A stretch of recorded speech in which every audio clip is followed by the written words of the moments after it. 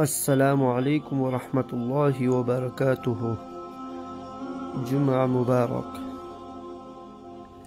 حدیث نبوی صلی اللہ علیہ وآلہ وسلم نے فرمایا، تمہارے دنوں میں سب سے زیادہ فضیلت والا دن جمعے کا دن ہے، پس تم اس دن میں مجھ پر کثرت سے درود بھیجا کرو۔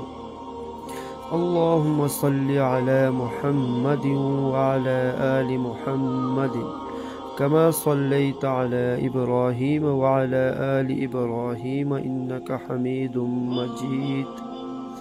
اللہم بارک علی محمد وعلی آل محمد کما بارکت علی ابراہیم وعلی آل ابراہیم انکا حمید مجید۔